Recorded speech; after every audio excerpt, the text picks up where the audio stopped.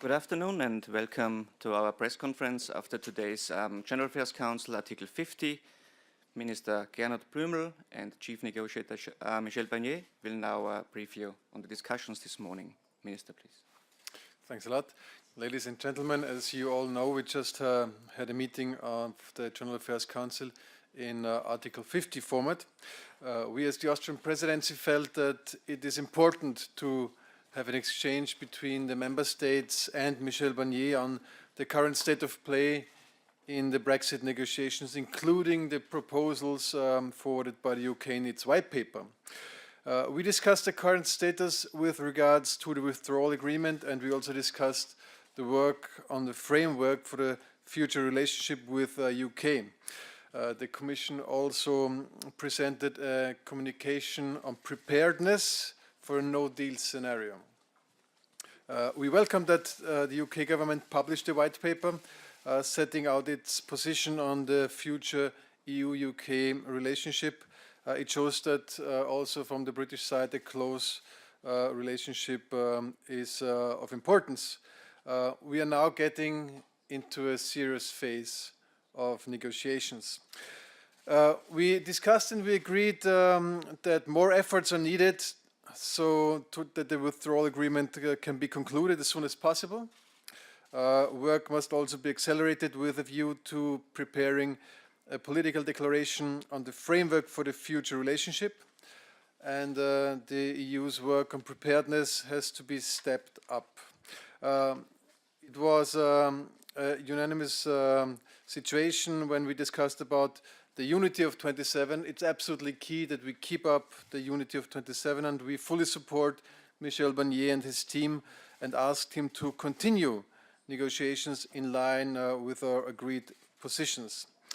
Let me also stress that for all the member states it's a key issue that the Irish border issue is solved.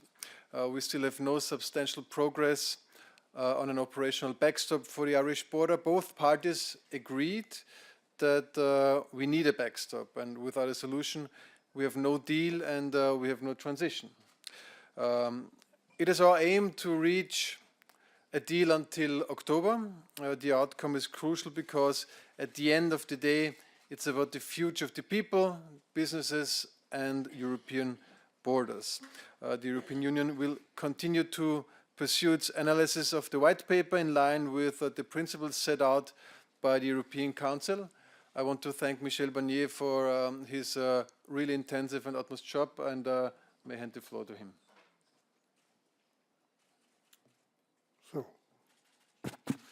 Bien, bonjour à chacune et chacun d'entre vous et merci de votre attention, de votre patience. Moi, je voudrais d'abord commencer par remercier Gernot et la présidence autrichienne en lui disant tous mes voeux, mais je voudrais le remercier d'avoir organisé ici, à l'occasion du début de la présidence, cette réunion du Conseil Affaires Générales, qui a été longue, très intense et très utile pour mon équipe et moi-même, et pour que chacun exprime son analyse, ses idées, des questions. Je dis souvent, mesdames et messieurs, que l'unité des 27, que Gernot vient de rappeler et qui s'est confirmée et consolidée aujourd'hui, elle ne tombe pas du ciel. Cette unité, elle est construite par le dialogue, par l'écoute mutuelle de tous les États membres, des institutions, le Parlement européen, le Conseil, et pour mon équipe et moi-même, par une disponibilité, une transparence, une objectivité que je continuerai d'appliquer, notamment en écoutant chacun des États membres.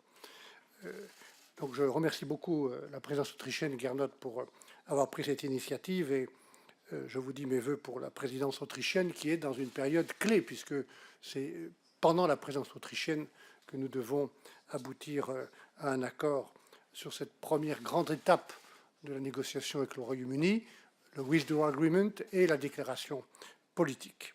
Il nous reste 13 semaines et notre objectif premier est de finaliser l'accord de retrait qui est ici, que vous connaissez, et pour lequel nous sommes déjà, vous le savez, en vert à 80% d'accord avec les Britanniques.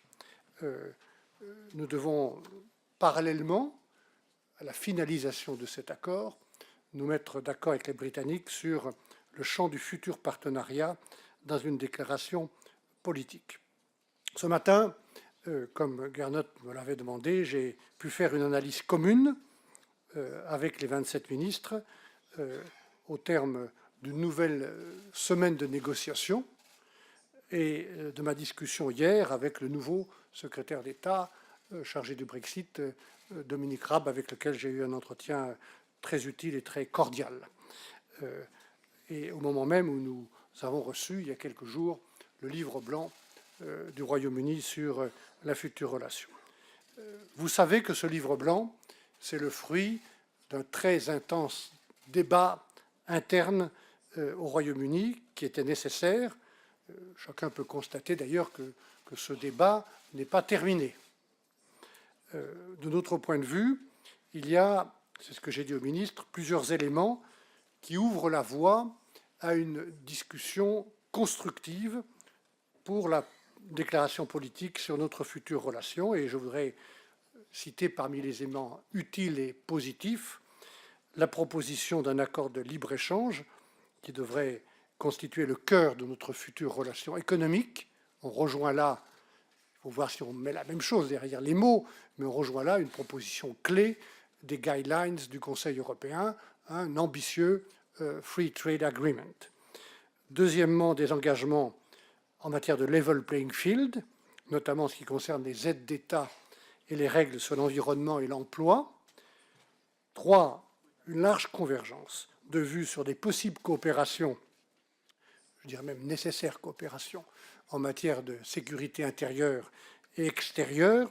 Et sur ce point, ce qui est important et positif dans la position britannique, c'est les garanties qui sont apportées sur la protection des droits fondamentaux et la reconnaissance de du rôle de la Cour de justice de l'Union européenne comme seul arbitre du droit européen.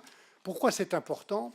Parce que cette avancée-là, y compris le soutien du Royaume-Uni à la Cour européenne des droits de l'homme, fait que les échanges de données seront facilités entre le Royaume-Uni et nous, en protégeant les droits fondamentaux des citoyens. Et ça ouvre la possibilité d'élargir notre offre en matière de coopération sur la sécurité interne en particulier.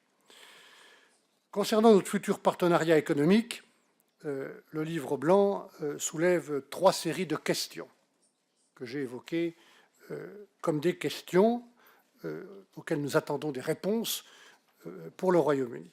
D'abord, les propositions du livre blanc sont-elles compatibles avec les principes posés par le Conseil européen, les 27 chefs d'État et de gouvernement en mars, et même avant mars, dès le début de la négociation en juin 2016. Principe rappelé par les ministres des Affaires étrangères aujourd'hui. Intégrité du marché intérieur, de l'union douanière et de notre politique commerciale commune.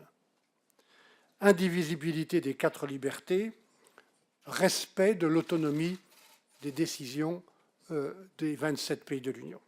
Voilà les points qui sont dans le mandat du Conseil européen, dans mon mandat, et que je ferai respecter scrupuleusement tout au long de cette négociation.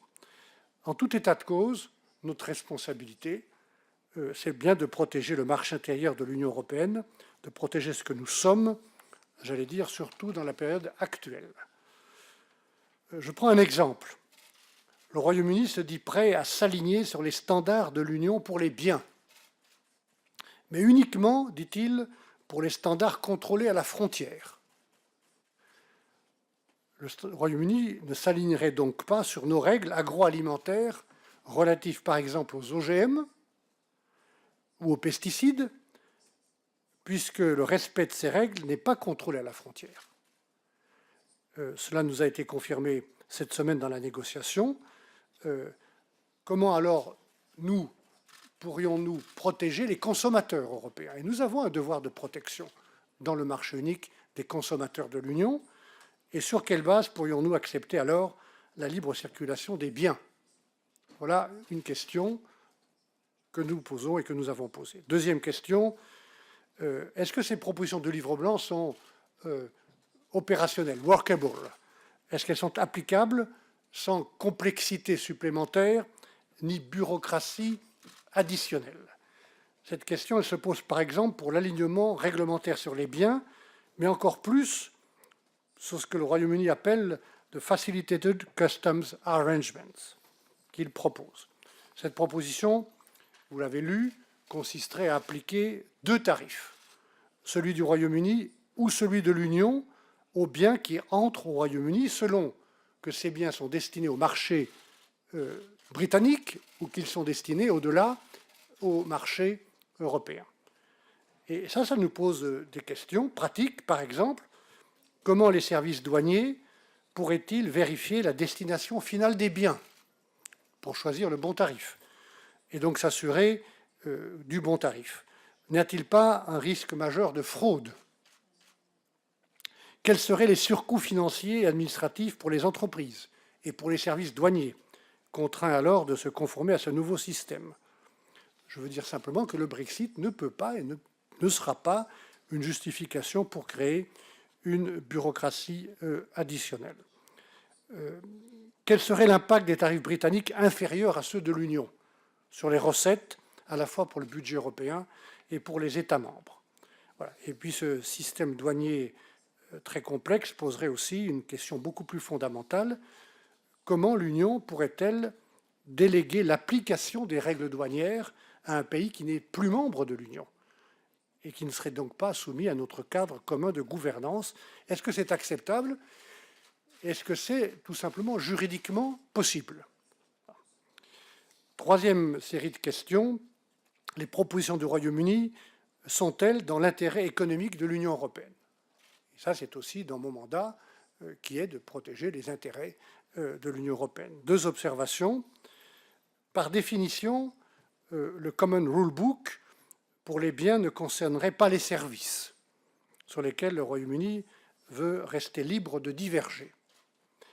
Quand on sait, mesdames et messieurs, que dans tout produit que vous utilisez tous les jours, votre téléphone, entre 20 et 40% de la valeur du produit est liée au service, comment on fait pour éviter une concurrence déloyale à travers les services qui seraient libres de diverger sur la valeur du produit?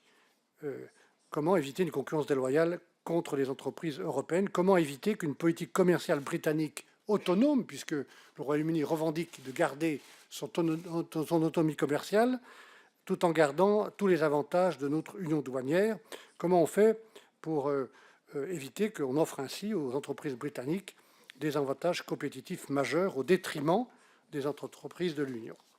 Voilà des questions que nous posons, que j'ai posées à la délégation britannique, et these were some of the questions we discussed yesterday with Dominic Raab.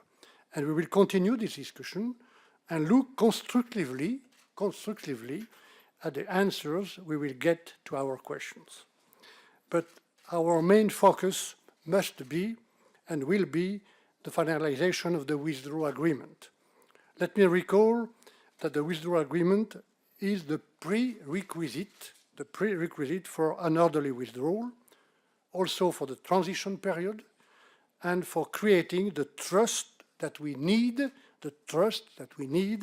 to build a solid partnership for the future. This requires, in particular, as you mentioned, Gernot, a legally operative backstop, an all-weather insurance policy to address the issues of Ireland and Northern Ireland, and all 27 member states insist on this. Why? Because we are committed to protecting Ireland and Northern Ireland against the consequences of Brexit and to preserve the Good Friday Agreement in all its dimensions. I said this on my last visit in Ireland and Northern Ireland a few weeks ago, where I engaged with stakeholders across both communities. Let me simply recall the commitment taken by Prime Minister Theresa May to have a backstop in her letter to President Tusk in March, and the respect of this commitment is essential. And I made clear yesterday to Dominic Raab that we are not asking for a border between Northern Ireland and the rest of the UK. What we need is checks on goods, because the UK wants to leave the single market, the customs union, and our common commercial policy. We cannot afford to lose time on this issue, and this is why we have invited the UK to work on the backstop next week. We are open to any solutions, as long as they are workable and can be transformed into a legally operative text in time for the withdrawal agreement. Ladies and gentlemen, even if we want to reach a deal, it is also our responsibility to be prepared for all scenarios, including a no deal. As the European Council said, we have to step up preparation at all levels for all scenarios. And the communication adopted yesterday by the Commission should be read in this context. We are encouraging national administrations and companies to use the time we have, which is short, very short, to accelerate this preparation. Finalement, mesdames et messieurs, nous devons trouver un accord sur tous les sujets encore ouverts dans l'accord de retrait. Il y en a. Ça inclut évidemment la question de l'Irlande et de l'Irlande du Nord, qui est la plus grave, mais aussi la question des bases militaires britanniques à Chypre et évidemment Gibraltar. Chacun de ces points est important et nous devons en avoir un accord sur chacun de ces points. Un tel accord est nécessaire avant et pour l'accord de retrait. Je répète, nécessaire. Et nous devons construire avec le Royaume-Uni, évidemment, la déclaration politique sur notre future relation d'ici octobre. À ce stade de la négociation, même s'il nous reste peu de semaines, ce n'est pas davantage de temps dont nous avons besoin, je le pense, c'est de choix et de décision, de clarté, et aussi parce que nous construisons un traité, un accord international qui doit donner de la certitude juridique, nous devons avoir de la clarté et cette certitude juridique. Plus tôt viendront ces décisions et ces clartés, plus tôt nous pourrons nous concentrer sur l'essentiel, c'est-à-dire le futur partenariat que nous souhaitons le plus ambitieux possible, pas seulement sur le commerce ou l'économie, mais aussi sur des coopérations spécifiques d'intérêt commun, et enfin, comme je l'ai dit, sur un véritable partenariat stratégique, incluant d'une part un volet de sécurité intérieure et d'autre part un important volet de politique étrangère et de défense. Voilà, merci pour votre attention. Thank you very much. We now have time for a couple of questions. Please tell us who you are and who you work for. Jennifer, please.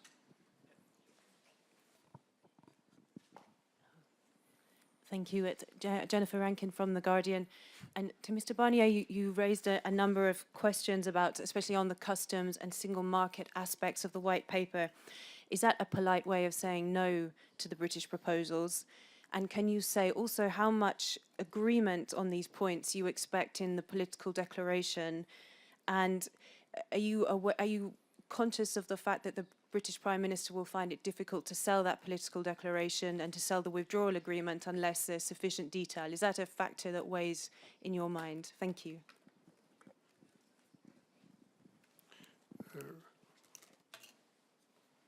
Non, d'abord, vous me trouvez toujours très poli, hein. Et je peux exprimer de manière polie des questions, des désaccords, des alertes. Je continuerai d'avoir cette attitude. Je vous ai dit depuis le début que jamais vous ne trouverez dans mon attitude de négociateur européen une quelconque trace de revanche, de punition, d'agressivité, jamais, pour beaucoup de raisons. Je veux travailler au nom des 27 pays de l'Union, du Parlement européen, pour un accord, et sur la séparation ordonnée, qui est le prérequisite, et sur la future relation. Et donc c'est dans cet esprit constructif que nous avons lu et que nous continuons d'étudier les idées que le Royaume-Uni a publiées, et c'est une bonne chose qu'il les ait publiées, parce que ça facilite la discussion. J'ai rappelé plusieurs points importants et positifs dans ce white paper qui sont des éléments utiles pour bâtir un accord sur différents chapitres ou points de la future relation et de la déclaration politique. Et puis il y a des points, notamment tout ce qui touche à la relation économique, où nous avons beaucoup de questions. Et des questions que nous posons pour comprendre comment fonctionneraient les propositions britanniques, par exemple, sur les douanes. Il y a des choses que je ne comprends pas et que les services de la Commission ne comprennent pas. Et il faut que ce soit workable. Et puis, évidemment,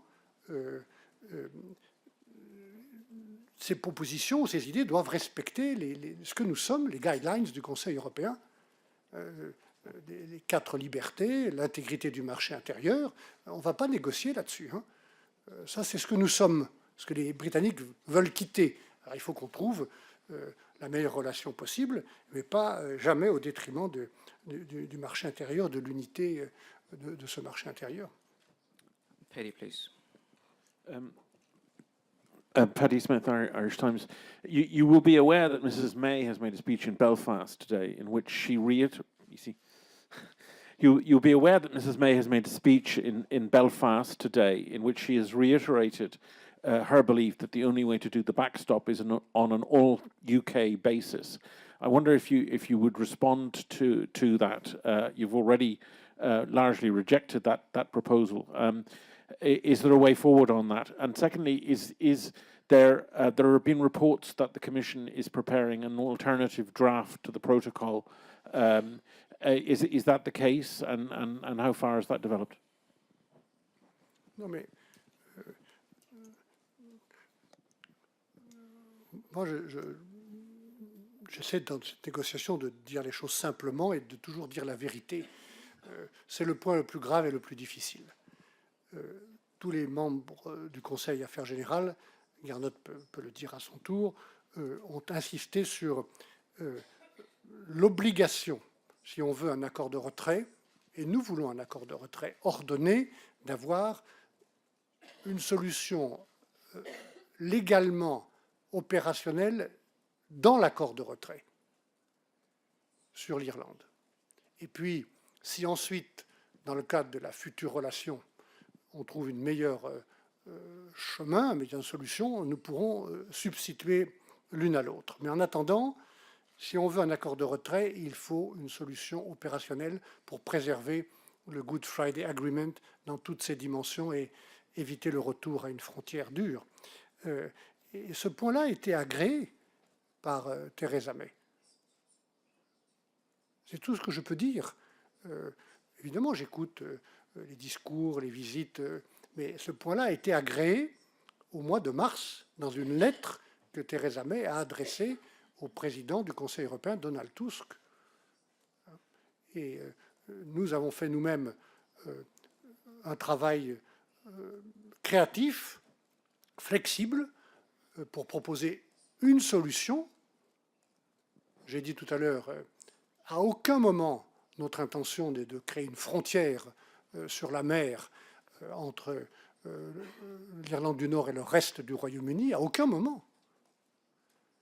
Mais nous avons besoin de trouver le bon endroit et le bon moment d'effectuer les contrôles dont nous avons besoin pour protéger les consommateurs et protéger le marché intérieur. Et donc, ce qui est en cause, et le travail que nous continuons de faire pour répondre à votre question, de manière très pragmatique, très simple, pragmatique, c'est de regarder contrôle par contrôle où et comment ces contrôles, dont j'ai publié la liste.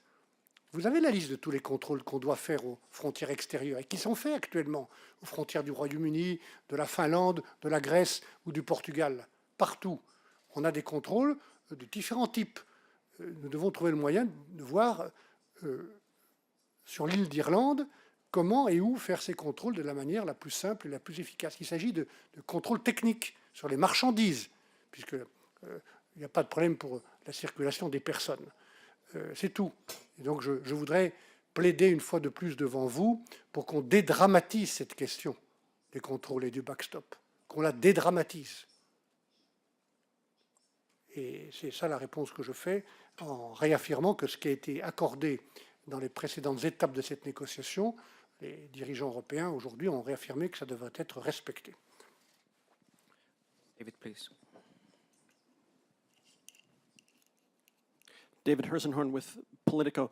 Given the difficulty of the Ireland border issue, and given that if there's no deal, no withdrawal agreement, there is also no backstop, is there any reason you couldn't push the discussion of the backstop into the transition, which provides its own backstop, a stand-in-place transition, and give yourself the 21 months more to talk about the Ireland issue? Is there a reason why it absolutely has to be done by, in the withdrawal treaty before March 29, 2019? Let me just say that for Ireland and Northern Ireland and for all part of this negotiation, I'm working for a deal, not for a no deal. You don't need a negotiator for a no deal. Huh? You need a negotiator to reach a deal. That is my point. Could you push it, given the risk that if there's no deal, there's no backstop? So if you have a withdrawal agreement, a divorce treaty, could you give yourself 21 more months to negotiate on the Ireland border during the transition? Non, non, je vous ai dit, il y aura un deal. Il y aura un deal s'il y a un accord sur un backstop. Ce n'est pas forcément notre backstop, pour répondre à la précédente question. On peut travailler, on peut amender, on peut améliorer notre backstop. Celui que la Commission a proposé au nom de l'Union. Techniquement, on pense que c'est workable. On peut l'améliorer, on peut l'aménager, on peut travailler. Nous faisons ce travail pour répondre à la question que vous avez posée précédemment. Mais il faut un backstop opérationnel maintenant dans l'accord de retrait, pas après. Voilà. Jurek and then the last one, Thomas. Jurek Kuczkiewicz pour le journal Le Soir ici. Bonjour, Monsieur Barnier. Vous venez Vous n'êtes pas loin. Hein. Vous venez d'expliquer les questions dans le livre blanc, les questions que vous vous posez, qui est une façon quand même polie, a dit ma collègue, mais de montrer des obstacles infranchissables dans ce livre blanc. Lequel livre blanc n'est déjà plus le même puisqu'il a déjà été modifié par des votes cette semaine. On voit à Westminster qu'il n'y a pour l'instant aucune perspective de majorité sur aucune forme de Brexit. Il n'y a pour l'instant aucune vision là-dessus. Et en plus, la Première ministre, dans son discours de Belfast aujourd'hui, indique que vous devez changer de point de vue sur le backstop. Ma question, elle ne porte pas sur tout ceci, mais sur le fait que, vu tout cela, quel sera le moment, sachant que les opérateurs économiques attendent ou doivent se préparer, comme la Commission vient de les en avertir, quel sera le moment où vous devrez prendre vos responsabilités et dire aux opérateurs économiques et autres que la perspective d'un no deal maintenant est-ce que ce sera est assuré? Est-ce que c'est octobre qui sera ce moment ou est-ce que ce sera le 29 mars? Quel est le moment où vous tirerez les conclusions? Ou est-ce que, en tant que négociateur, vous allez jusqu'au bout dire non, moi, mon boulot, comme vous venez de le dire, c'est de négocier? Je vais pas. Il faut être réaliste. Moi, je me place dans la perspective de trouver un accord. Tout le monde sait que c'est difficile. Je vous ai dit ça le premier jour, quand j'ai pris mes fonctions, dans la salle de presse de la Commission. Négociation extraordinaire, complexe, extraordinairement complexe. Et on mesure, et on voit bien, et la Chambre des communes voit tous les jours les conséquences de la décision britannique de quitter l'Union, le marché unique et l'Union douanière. Ce que je rappelle simplement, c'est que ce n'est pas du côté de l'Union européenne qu'il faut faire porter les conséquences. Hein.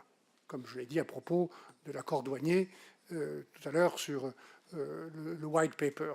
Il n'y a aucune raison que la charge bureaucratique, administrative, financière porte sur les entreprises et le secteur privé européen qui, lui, n'a pas voulu le Brexit.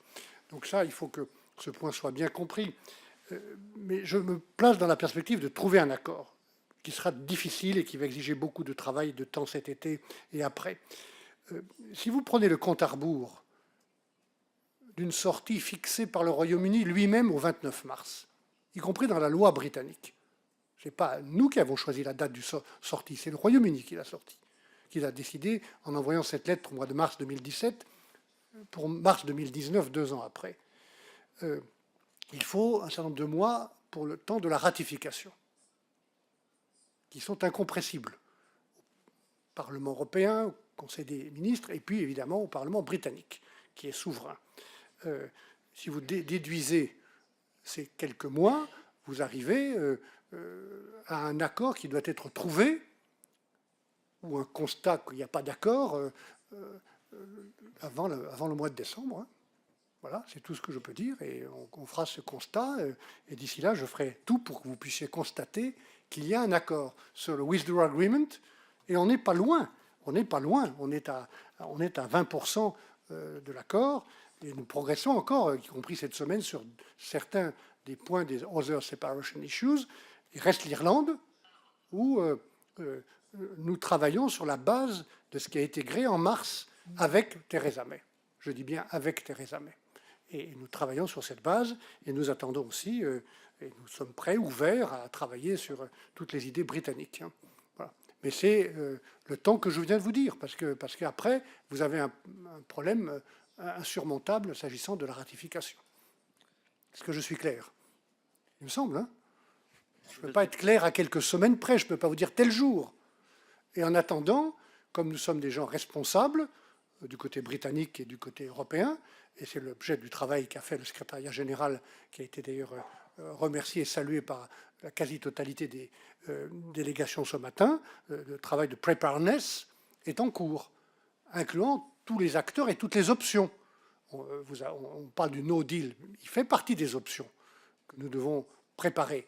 Mais en toute hypothèse, mesdames et messieurs, il y a une preparedness à faire extrêmement active à tous les niveaux du deal, préparer le deal, parce que ça ne peut pas être business as usual. Hein. Je redisais au ministre ce matin, la seule option business as usual pour l'économie, ce serait Norway Plus, être membre du marché unique, plus une union douanière. Je ne comprends pas qu'on s'oriente dans ce sens. Donc il y aura donc des conséquences. Il faut se préparer au deal et au no deal aussi. Hein. The last question to Thomas, then we have to finish. The two last questions.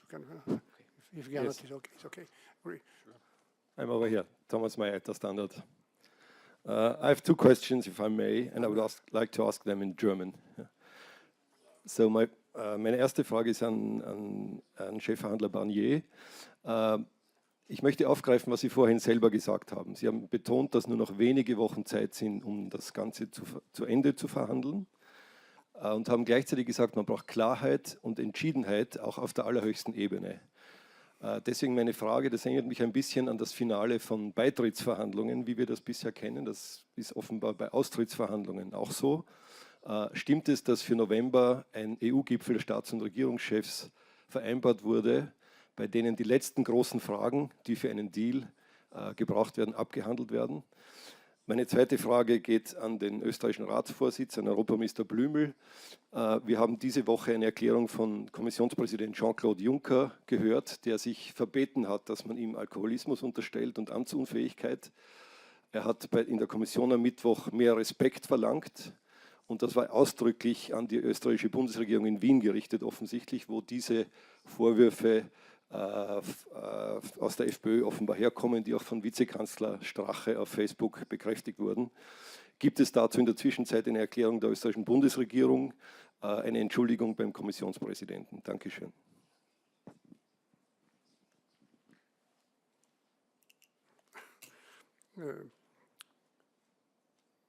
Sur le temps qui court et qui est rapide, et qui court et qui est bref, je le sais. J'ai dit souvent the clock is ticking. Donc, moi, je pense que ce temps est suffisant pour trouver un accord. Sur le Withdrawal Agreement, nous ne sommes pas loin. Sur le travail que nous continuons, que nous sommes prêts à intensifier sur le backstop, un backstop en Irlande.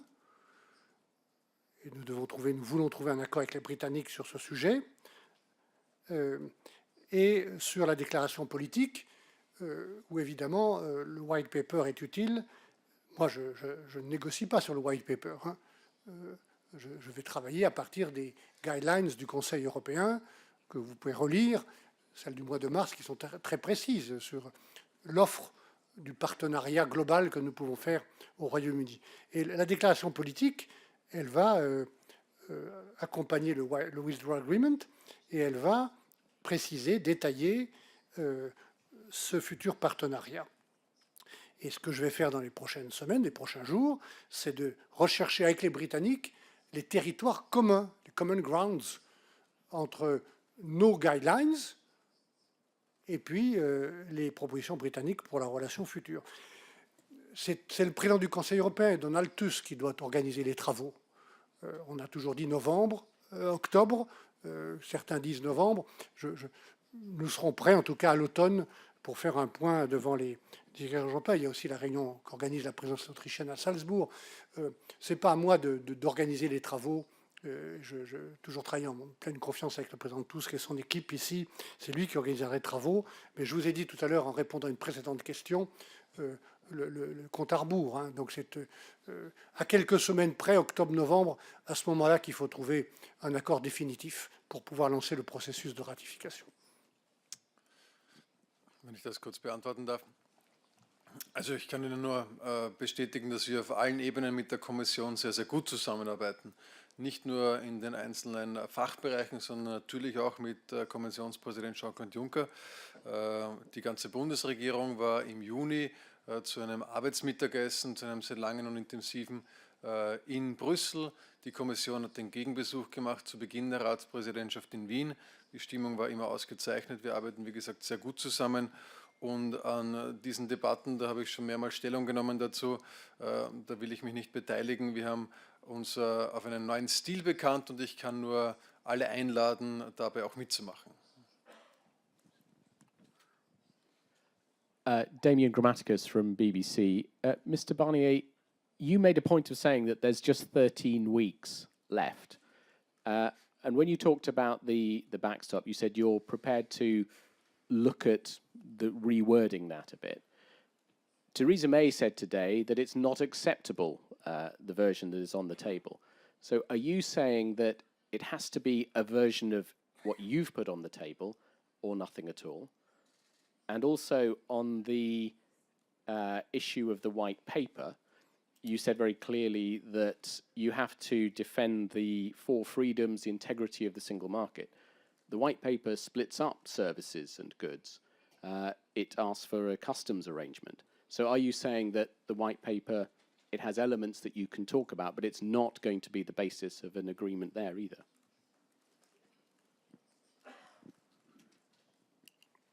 Il y a plusieurs éléments dans le white paper qui sont des éléments utiles pour la discussion. J'ai dit on ne va pas négocier le white paper, c'est une position britannique. Mais on peut utiliser tous les points positifs du white paper, je les ai cités, et nous travaillons sur ces éléments pour construire ce que j'appelle le common grounds entre l'Union européenne et le Royaume-Uni, pour aboutir sur beaucoup de sujets à des avancées et à ce partenariat.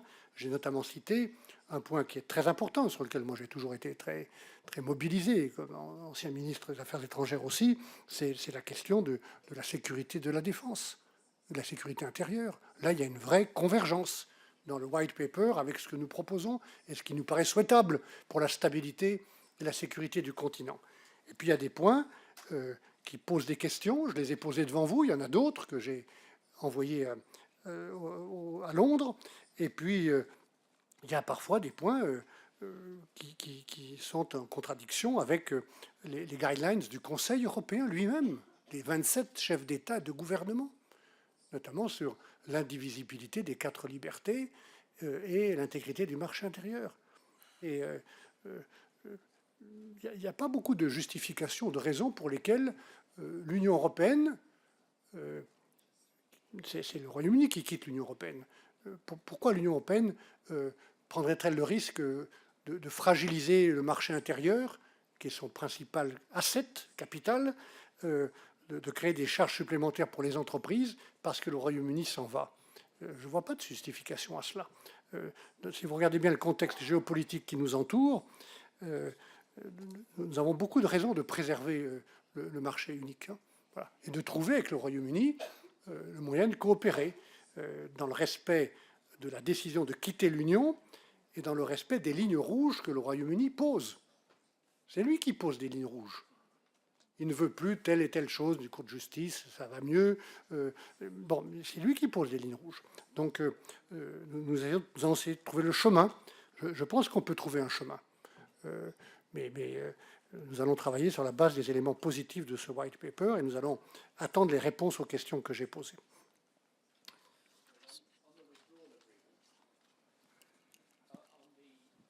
On the question of the backstop, are you essentially saying it's a version of what you've put down so far or nothing? That you can adapt it, but that's mais it, it's this backstop. Soyez simple, le problème en Irlande, c'est le contrôle des marchandises. Ce n'est pas une frontière, nous devons contrôler les marchandises pour protéger les consommateurs et protéger les entreprises. Regardez la liste, cher monsieur, je l'ai publiée, la liste des contrôles que nous faisons partout, à toutes les frontières extérieures de l'Union, pour ne pas avoir de frontières à l'intérieur de l'Union. Ce sont des contrôles phytosanitaires, vétérinaires, sur les produits d'origine animale. Ces contrôles-là, vous le savez, ils sont déjà faits à Belfast. Il y a une partie de ces contrôles qui sont déjà faits à Belfast sur des produits qui viennent du reste du Royaume-Uni. C'est sur cette base-là que nous cherchons à mettre en place ces contrôles sur les marchandises. Donc nous travaillons, mais il y aura, les ministres m'ont confirmé ce mandat, il y aura dans le traité de withdrawal un backstop, peut-être pas notre backstop, mais il y aura un backstop pour garantir en toute hypothèse une solution pour qu'il n'y ait pas de frontière en Irlande et que le Good Friday soit préservé. Et puis si ensuite, dans la future discussion qui commencera avec le Royaume-Uni, on trouve une meilleure solution, on la substituera. Mais il y aura un backstop, pas notre backstop forcément, mais un backstop. Donc nous sommes prêts à travailler à toute possibilité, à condition que ce soit legally workable, hein, que ce soit opérationnel légalement, dès la signature du traité de withdrawal. Voilà. Thank you very much. This was the last question for today. Have a nice summer. Non